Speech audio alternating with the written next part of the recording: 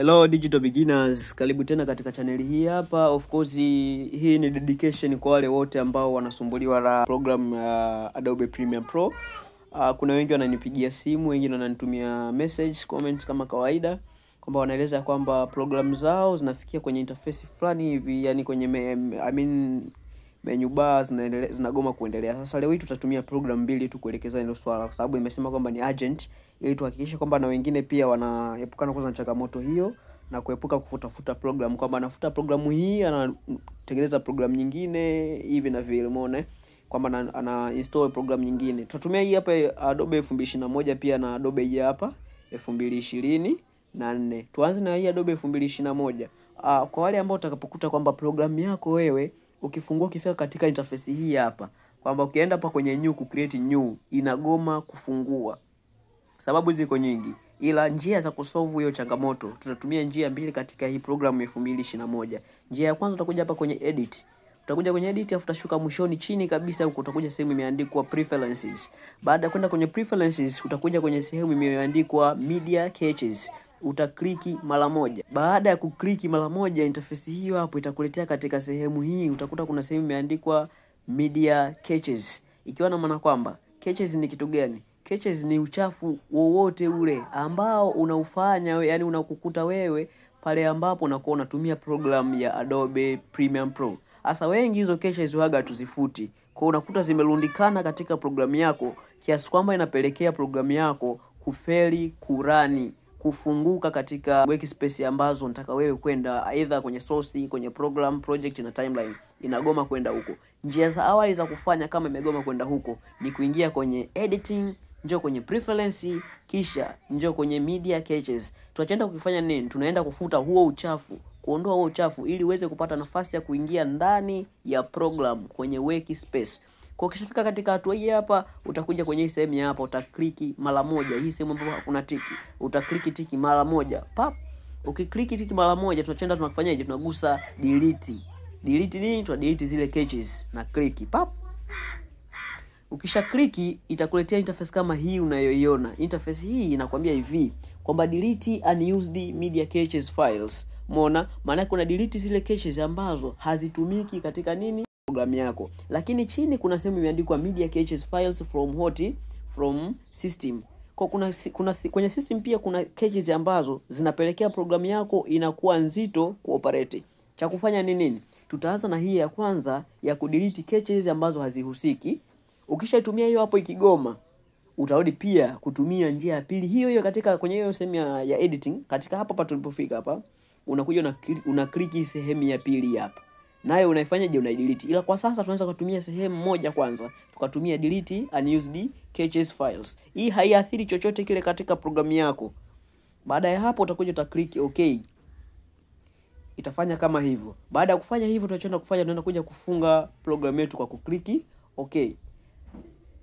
Utakuwa umetumia njia ya kwanza katika kusolve changamoto inayopelekea program ya Premiere Pro kuwa nzito, na au sometimes Premiere Pro kufeli kuingia katika workspace ya kuingiza na kuedit video. Njia ya kwanza hiyo. Njia ya pili, tunaingia katika sehemu imeandikwa Windows. Kwa wale wanatumia nini? Wanaotumia Premiere Pro ya 2021. Sijui zingine kwa maana sijazifanyia analysis.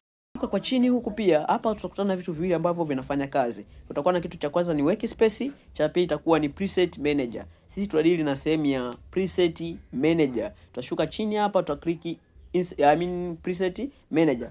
Tujue kwanza preset manager ni kitu gani? Ni zile setting ambazo wewe mtumiaji wa hiyo program umezifanya kwamba kila nikirudi nitazitumia hizi preset. Mfano, umetengeneza sequence yako kwa unataka hiyo sequence kila ukiingia katika programu yako wewe utaitumia katika kufanyaje? Katika kuedit video zingine zinazofuatia. Hiyo hapo ya kwanza. Cha pili, umetengeneza preset kuhusiana na audio, kuhusiana na color, umeona, kuhusiana na effects mbalimbali. Hizo pia zinaweza kapelekea programu yako ikawa nzito kurun. Sasa tunachokifanya ni nini? Tuna click hii preset mara moja kuzifuta, kwa sababu zile preset zako unaweza kuzitengeneza pia, ila program huwezi ukaitengeneza kama ikifeli kuingia. Hizi njia nimezozielekeza ni njia mbili ambazo zitamsaidia mtu ambaye akifika katika sehemu hii hapa, interface hii hapa, anataka kutengeneza new project kwamba inafeli kuingia ndani na kuanza kupoti video. Kwa hapa naweza nikakliki kwenye new project na nikatengeneza vizuri kabisa kama hivyo, bila kuwa na changamoto yote. Nikaingiza details zangu kama kawaida nini, afu nikaingia kwenye space yangu nikafanya kazi. Lakini kwa program kama hii ya 2024, njia itakayotumika ni njia moja tu kwa wale ambao wanataka kutumia program 2024. Interface yake ni tofauti pia na hii tunayotumia sasa hivi, kwa sababu hii hapa ni advanced, kwamba kuna features zingine zimewekwa ndani, kwa sababu stacking yake inakuwa tofauti na program za 2021 kuanzia 2023 kushuka chini. So njia hapa tukapenda kuitumia ni kama ile tumeutumia katika 2021, isipokuwa tu hii njia ya pili hapa haitafanya kazi, ambapo itakuwa kwenye Windows. Njia atakayotumia huyu wa Premiere Pro ya 2024 atatumia ile ya hatua za za preference, kwenye edit, preference, media caches, delete unused. Ikifeli unused atatumia all caches hot from system.